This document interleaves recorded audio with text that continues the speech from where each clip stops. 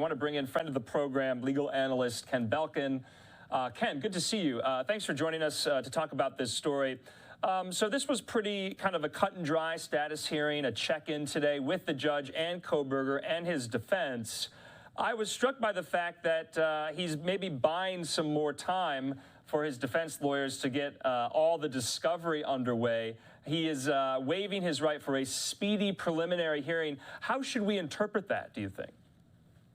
Well, I think we all know you have a speedy trial right, under the Sixth Amendment to the Constitution, and that you also have a speedy trial right under most state laws as well, because we don't want people to be prosecuted indefinitely. We view it as an issue of fairness.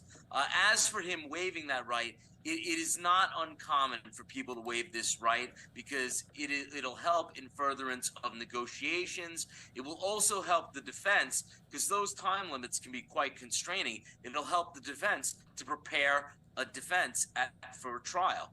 The other side of that coin is it will help the prosecution as they will undoubtedly continue their investigations, try and uncover more evidence to try and seek a conviction here.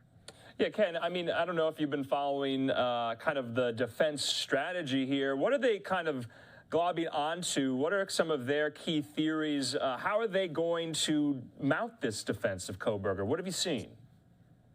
Look, there's a big problem here. There is a perception that this guy is creepy and that he's going to get convicted. But let's look at the evidence. They've got a lot of cell phone, GPS tracking. They say he was there upwards of about 14 times in the past 2 months in the vicinity of the house. That in that of itself is not evidence of guilt.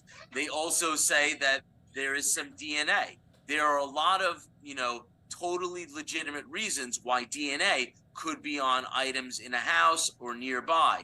What they don't have is a murder weapon.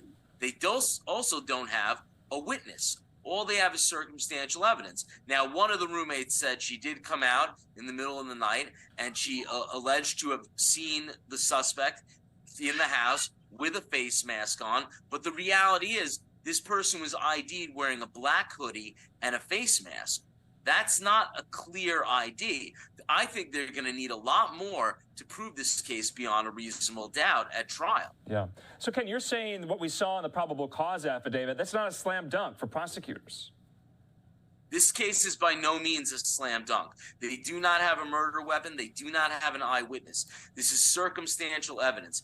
The one witness they do have, the roommate who saw him walking, they're going to ask her, it was late at night, right? Were you intoxicated, perhaps? Was it dark in the house? What was this person wearing? A black hoodie? Their hair was concealed. Their face was partially concealed, at least, from the eyes down. That's not a clear identification. Remember, in a criminal trial, the prosecution has to prove this case by the highest legal threshold we have in our society. They have to prove his guilt beyond a reasonable doubt. I think this might be a controversial view here, but I think there is something to work with for the defense, and there is potentially a few reasonable doubts as to this man's guilt. Okay, Ken, so this is going to be a very long and drawn-out process. What happens in preliminary hearings, though? This is not like a grand jury getting impaneled or anything. Help us kind of parse through the legal language of what that is. So preliminary hearings could take the context of many different things. Okay. One, it could be his identification. Was his identification unduly coercive?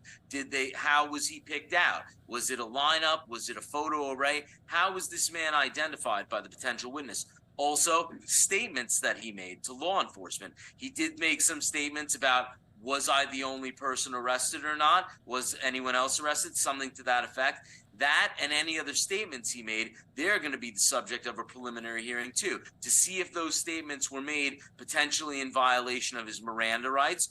Was he warned that any statements he made could be used against him, that he was entitled to counsel? Were those warnings properly given? How were these statements made? Were they just, spontaneous statements that he made that were not the result of questioning, or were they the result of questioning, maybe without him being Mirandized? There's a lot here to work with. All right, and I guess we'll just have to kind of wait and see. June is a long time from now. Maybe there's going to be some more developments in this case. What's your, I guess, advice, suggestions to his defense, if you could give any, if you want?